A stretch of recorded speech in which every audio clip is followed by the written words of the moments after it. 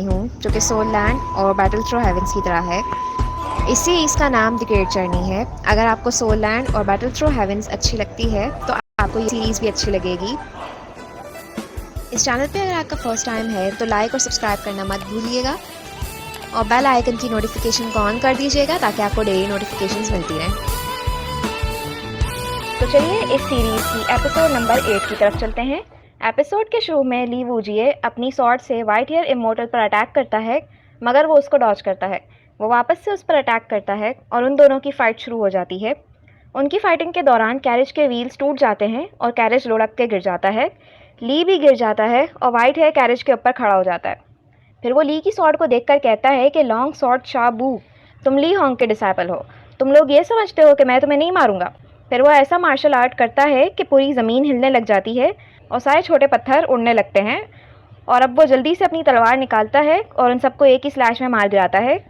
और फिर वो एक ही स्ट्राइक में कैरेज को भी तोड़ देता है और अपनी स्वॉर्ड को वापस से न्याम में डालता है। अब वून भी बाहर गिर जाता है। व्हाइट हेयर उसके पास खड़ा होता है और उसको देखकर कहता है कि तुम इससे कितना मिलते हो। इतने में टैंक बहुत मुश्किल से खड़ा होता है और उस पर अपने लॉन्ग स्किल से अटैक करता है, मगर नाकाम होता है। व्हाइट हेयर उसको कहता है कि मैंने एक्सपेक्ट भी नहीं किया होगा कि तुम इतने ज़ख्मी होने के बावजूद भी ऐसा मूव कर सकोगे। तुम इस जनरेशन के टॉप 3 में आ सकते हो। लगता है मैंने तुम्हें बहुत अंडर एस्टिमेट किया है।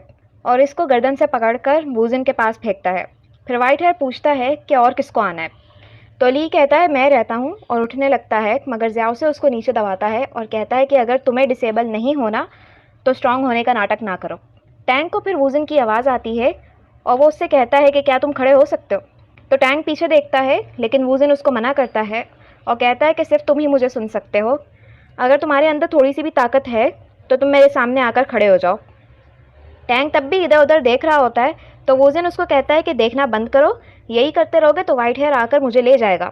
व्हाइट हेयर उनके करीब आ रहा होता है। वूजन कहता है कि जल्दी से मेरे सामने आकर खड़े हो। फिर टैंक बहुत मुश्किल से खड़ा होता है और वूजन के पास चला जाता है। व्हाइट हेयर उसको कहता है कि मैं तुम्हें कत्ल नहीं करना चाहता, तुम मुझे फोर्स क्यों कर रहे हो। तो वूजन उससे पूछता है कि तुम्हारे पास कितने हिडन वेपन्स बाकी हैं। फिर उसके वेपन्स को गिनता है और कहता है कि तुम्हारे पास सिर्फ एक ही चांस है। अपने सारे हिडन वेपन्स को 1000 ट्रीज फ्लाइंग फ्लावर्स में यूज़ करो। ये स्किल हर कोई तो मास्टर नहीं कर सकता, मगर तुम टैंग लियन हो, ये तुम्हारे लिए मुश्किल नहीं होगा। तब व्हाइट हेयर कहता है ठीक है, अगर तुम इतना ही मरना चाहते हो तो मैं तुम्हारी ख्वाहिश को पूरा करता हूँ। तब वूजन फ़ौरन से टैंग में अपनी पावर ट्रांसफ़र करता है और टैंग अपने 1000 ट्री फ्लाइंग फ्लावर्स मूव को एक्टिवेट करता है और अपने सारे हिडन वेपन्स को एक ही शॉट में उसकी तरफ मारता है। व्हाइट हेयर अपनी शील्ड को एक्टिवेट करता है, मगर टैंक की इतनी पावर से वो भी लड़खड़ा जाता है और उन वेपन्स से हिट होकर क्लिफ से गिर जाता है। वूजन फिर कहता है कि तुमने मुझे डिसअपॉइंट नहीं किया, और वो अपनी पावर काटता है तो टैंक थक कर गिर जाता है। तो रुई उसका नाम लेती है, मगर वो बेहोश हो चुका होता है। वूजन फिर अपनी आंखें खोलता है और उठकर नीचे उतरता है और कहता है कि इस टेक्निक को देखने के बाद लगता है कि मैंने अपनी एनर्जी को सोने का नाटक करके ज़ाया नहीं किया। तब उसकी नज़र ज़्याओसे पर पड़ती है और कहता है कि मुझे एक जगह पर जाना है, क्या आप मेरे साथ जाओगे। तो ज़्याओसे कहता है मैं नहीं जाना चाहता। तो वूजन हंसकर कहता है कि मुंह पर कुछ है और दिल में कुछ और। फिर वो अपना हाथ आगे करता है तो ली उसका हाथ पकड़कर कहता है कि तुम क्या चाहते हो। तो वूजन उसकी सोल में देखता है तो ली डर जाता है। वूजन फिर हंसता है और कहता है कि लगता है कि आप भी मेरे साथ जाने के लिए तैयार हो, और इन दोनों को पकड़कर वहाँ से चला जाता है। सीन चेंज होता है और हमें एक टेम्पल में एक आदमी बैठा नजर आता है जो वैंगियो को याद करते हुए कहता है कि तुमने आखिर में यही रास्ता लिया। मैंने तुम्हें 20 साल पहले कहा था कि इस बच्चे की वजह से तुम्हारे ऊपर कैलामिटी आएगी, लेकिन तुमने मुझे कहा कि तुम्हारा इससे मिलना किस्मत में लिखा था, मगर अब तुम घर से दूर एक जगह जाकर मर गए। क्या तुम्हारे दिल में तुमने एक दफ़ा भी इस फैसले को रिग्रेट नहीं किया। फिर वो अगरबत्तियाँ जलाता है और कहता है कि मैं तुम्हारी जगह ऑफरिंग दे रहा हूँ, उम्मीद करता हूँ कि तुम अपने घर आ सकोगे। तब उसको एक चील से एक मैसेज मिलता है। सीन चेंज होता है और ज़्याओसे और ली वूजिए एक दरिया के किनारे पर बैठे बातें कर रहे होते हैं और ज़्याओसे उसको कहता है कि मैंने सोचा भी नहीं होगा कि तुम ली होंग के डिसाइपल हो। तो ली उससे पूछता है कि तुम मेरे मास्टर को जानते हो। तो ज़्याओसे उसको ली होंग के बारे में बताता है कि वो ली क्लैन के 4 हीरोज़ में से एक है और उसने फेरी बर्निंग टेक्निक स्किल को रिस्टोर किया था जो गायब हो चुका था। वो पूरे ली क्लैन में माना जाता है और अभी भी वो ली क्लैन के लॉर्ड ली चियान हू से ऊपर है, मगर बाद में उसने एल्डर्स की बात नहीं मानी और फेरी बर्निंग टेक्निक को एक सॉर्ड में बनाया जिसका नाम उसने शाबू सॉर्ड रखा, और वो इसी तलवार के साथ मार्शल आर्ट वर्ल्ड में घूमता रहा और उसको इमॉर्टल का रैंक मिलने ही वाला था, मगर बाद में वो जुए युए सॉर्ड डिटी ली हानी से हार गया और फिर गायब हो गया।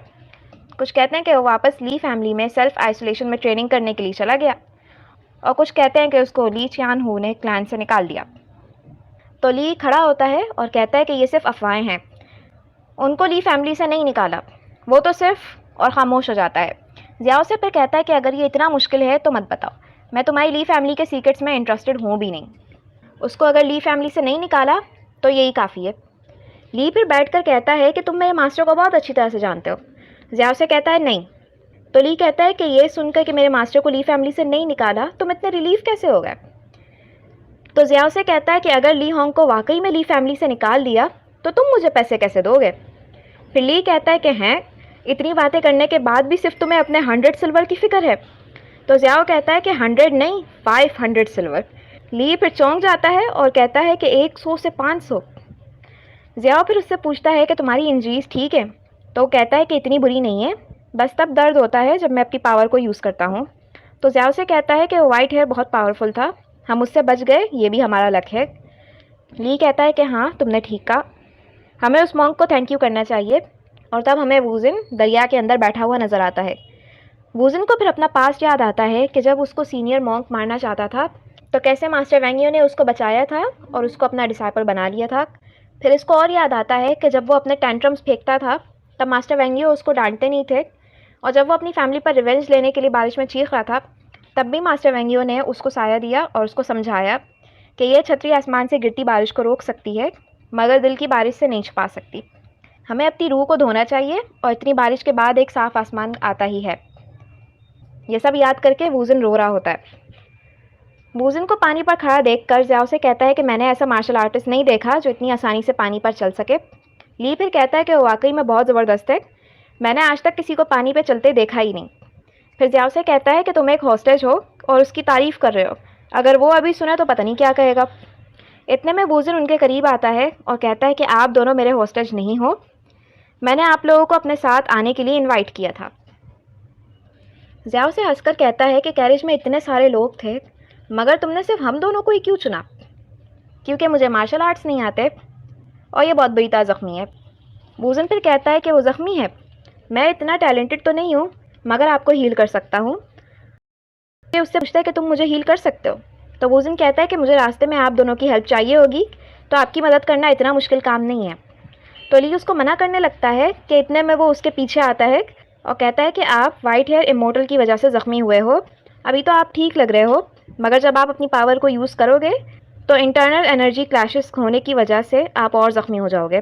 मैं अपनी सर्कुलेटिंग टेक्निक यूज़ करके आपके अंदर की इंटरनल एनर्जी को निकाल दूंगा। और ये कहकर वो ली को पकड़कर दरिया के बीच में चला जाता है और ली सारा टाइम चीखता रहता है कि मुझे तैरना नहीं आता। सीन चेंज होता है और वही आदमी फिर कहता है कि तुम्हारा डिसाइपल भाग गया था और अपने साथ 2 हॉस्टेज भी ले गया, कितना दिलचस्प लड़का है। और यहाँ पर हमारी एपिसोड का एंड होता है।